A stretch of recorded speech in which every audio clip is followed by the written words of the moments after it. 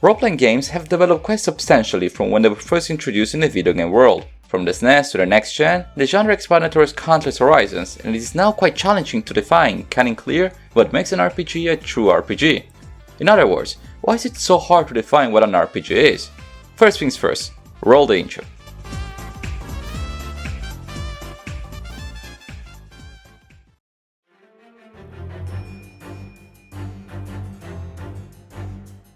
Almost 1 year ago, I released a video explaining the differences between Western RPGs and JRPGs, highlighting what characteristics and features generally both genres have and why.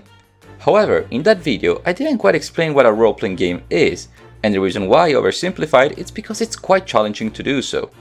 Think about it, games like Xenoblade Chronicles, The Witcher, Borderlands, Fallout, Dark Souls, Pokémon, Mass Effect, Valkyria Chronicles, Cyberpunk, Dragon Quest, just to name a few, are all RPGs, yet extremely different games. Making a distinction between Western and Japanese RPGs helps, but it is still not enough. Furthermore, there are quite a few games that are very similar to modern role-playing games that it feels almost unfair to exclude solely based on the label. There are some people out there that argue that the new Assassin's Creeds are quite similar to games like The Witcher 3, and you can't blame them. Both games have massive open worlds, myriads of side quests, levels, loot, progression, skill trees and dialogue choices. Payday 2 is clearly not an RPG, yet gameplay-wise it's similar to Borderlands. You get levels, you unlock new gear, you can choose the branch of development of your character, there's even the ability to customize your own looks. The Yakuza games were always beat-em-ups, but still rich in character progression and side stories. They made the game turn-based and now people call it a JRPG? There are more side quests in Yakuza 0 than in Pokemon Let's Go.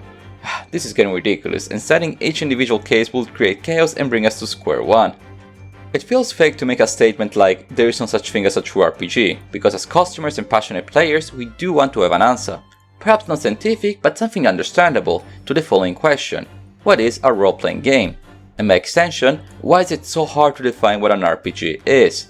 I think there are many ways to tackle this problem, but I hope that the way I'll do it now will make sense to you. Before diving into all shades and forms of the three-letter acronym RPG, we have to understand the ground meaning of the words role-playing game. A role-playing game, believe it or not, is a game where you play a role. Alright ladies and gents, thank you for watching today's video. Don't forget to subscribe. Alright, I'll admit that such a definition brought us exactly nowhere. In every game you play a role. What, just because I'm driving around Silverstone in Formula 1, am I playing the role of a race driver? Of course, the definition of role-playing goes a bit further. It is not only playing as any random character, but to stand in the main character's shoes, to be that character. In Skyrim, you are Mr. Anyone. You're given the freedom to be whomever you choose to be. A hero, a noble warrior, a villain, a maniac, a king, be whomever, who am I to stop you? You are playing your role in the story, and how you play it is up to you. There is a certain degree of freedom players are given in role-playing games. In titles like the first Fallout, you can type whatever you want to ask any character. While in Fallout 4, you are limited to answer yes but sarcastically, no, and can you ask the question again. Usually the higher degree of freedom a game has, the better, but there is no hard line to be met. Choices do not solely come in the form of story progression, but also gameplay-wise. The reason why Super Mario is no JRPG is because you can't really decide how to play the game. As my stereotypical Italian accent would put it, you jump on a Goomba, you run a forward, you save the princess, and you're number one. Side note, I will never do that again. Capiche? Going back on track. Mario is no role-playing game because there are no gameplay choices to be made. In Pokemon you may not choose much when it comes to plot, but what Pokemons to catch, train, what moves to learn and what enemies to fight are all up to you to pick. My final team will be much different from yours. The reason why all RPGs have open worlds is because the freedom the player has when deciding what to do when is crucial, and this cannot be achieved in a pure linear environment. There are some open worlds more linear than others. It would be odd even comparing The Witcher's 3 world with Voice of Card, but regardless how it is structured, the world must be somewhat explorable. Keep in mind that the grandparents of modern role-playing games are tabletop role-playing games, where players gather to embark on an epic quest with the characters they built using dice and minds in a fictional land. Translating this in bits of data, developers have to be creative to find ways to give players the freedom to play a role in an already developed software. It doesn't matter the console or the setting of the game, as long as there was freedom into developing one's abilities and ideally the plot followed, that game would be tagged as an RPG. Freedom is what sets role-playing games apart from the others. In Zelda Wind Waker you have a big world to explore, but the structure of the game is linear and no grinding will make your Link different from mine. The words role-playing in role-playing game indicates the freedom in how the player manages their way to play. In other words, there must be something that makes my experience different from yours, not based only on skill, but on decision making when it comes to progression. The point I'm trying to get across is that an RPG with no freedom is not an RPG. Unfortunately, this is only half the story. Yes, a game that has no freedom like Sonic is not a role-playing game, but not all games that have freedom are RPGs.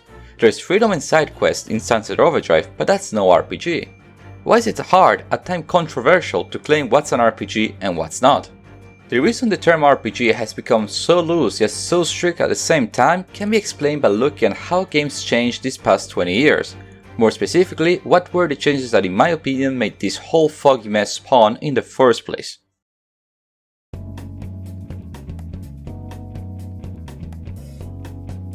Back in the days of the SNES, the first PlayStation, the Dreamcast and so on, hardware limitations were much more pronounced, and to be frank, games were much more limited in scope than they are today. Those were more simpler times where games had cut and clear scopes and intentions, either a game was an RPG, a JRPG, or neither. Role-playing titles had strict defined characteristics and there was not much merging between other genres. Gameplay-wise, RPGs were turn-based, at most action-adventure, but still with many management aspects, and these were the only games that had true open world to explore, no linear paths or sandboxes like GTA. With the beginning of the 7th generation of consoles, that's Wii, PS3 and Xbox 360, hardware improved drastically and the scope of video game developed in this era grew. Many of the characteristics that made an RPG, such as open world, side quests, levels, character customizations, were no longer limited to only certain types of games, but could be now found in other genres as well. In this generation, we witnessed open worlds becoming almost a standard for every big release, and non-linearity a much more common theme around video games. While in the past you had games like Medal of Honor, an old-school first-person shooter, now you had games like Far Cry 3 that gave the player a branching experience. It became infamous back in 2012. Machinamas claimed that Far Cry was, and I quote, like Skyrim with guns. A preposterous claim since Skyrim was clearly an RPG and Far Cry clearly an FPS. Yet this very statement explains the origin of today's debate. Far Cry 3 had much more in common with Skyrim than what the public wanted to admit. It had an open world, skill trees, side quests, collectible, progression, decisions, developed characters, and much more. Sure, you couldn't be a wizard, but it would be unfair to ignore all these traits present in Ubisoft's game. Comparing Far Cry to the Elder Scrolls sounded far-fetched, yet Borderlands is a first-person shooter heavily based on co-op that is considered to be a role-playing game. In Borderlands there is a lot of loot, but progression is linear, the open world is limited, there are no choices to take, and grinding is obsolete. Now, this is not a critique to the Borderlands franchise in any way. I love Borderlands 2, but these games do stretch the definition of what an RPG can be. Skyrim itself made RPGs less complex and more accessible to the general audience, and games like Mass Effect made voice protagonists a standard of the genre. You can see how in the 2010s there was suddenly a breach between the wall of pure RPGs and the rest, starting this trend of merging many characteristics only present in role-playing games into other titles. These changes didn't take place in one day, it was a gradual yet constant progression. The Greek thought experiment of the ship of Theseus described this shift best. If you change one part of a ship at a time every day, when does it become to be a new ship and stop being the original one? The gaming world has evolved, and this is why it is now quite challenging to even distinguish RPGs from other games. The defining elements that made a role-playing game unique from the rest are now present elsewhere, and RPGs themselves have experimented with many different formulas. If I gave you a wrapped game and told you this is an RPG, you would have a hard time guessing what game it is. This answers the question posed at the title of the video: why is it so hard to define what an RPG is? And it would be silly not to address the follow-up question you are likely currently typing in the comments: which games are RPGs and which aren't? That's a good question, but quite hard to answer, but I will do my best to do so.